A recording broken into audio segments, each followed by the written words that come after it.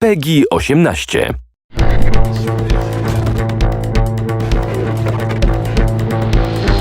Frostbite's been in development since 2006, and there's always been a roadmap and a plan for Gen 4 and beyond. So I like to think of Frostbite as an evolutionary process, and Frostbite 3 is the next step in that evolution.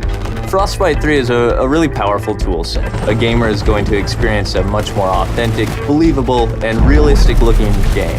We have one unified program where you can create content that will run on everything from an iPhone to a next-gen console. And now it's really coming online and enabling the game designers to do way more than they've ever been able to do before. We spend significant effort on creating more dynamic and living environments. Before, they would have to go to a lot of work to make a tree feel like it swayed in the wind. Now we give them the tools to create the tree, and we let the game engine control how the wind affects that tree. Frostbite allows everything to work together. The waves on the beach, the wind blowing the whitecaps, even the clouds overhead all move consistently with the forces of nature. You might see an explosion go off, you'll see the trees nearby shake from the explosion. It's sort of subtle, but it creates this sense of seamless reality. So the large world coupled with a lot of people running around interacting with you really pays off in Battlefield 4. Destruction has always been a core feature of the Frostbite engine. It's the evolution of the way the environment is impacted by gameplay.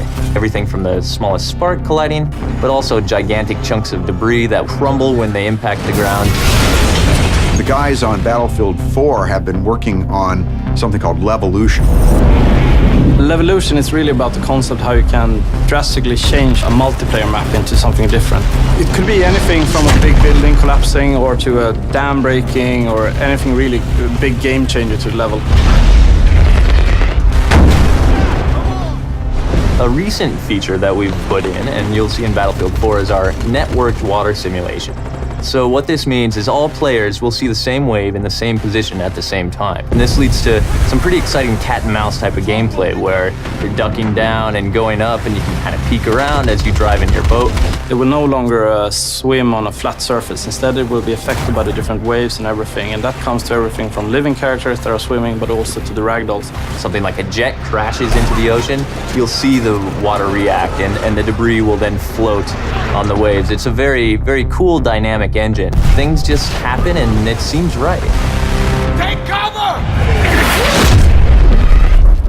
In Frostbite 3, we've made a priority of much more believable, emotionally believable characters.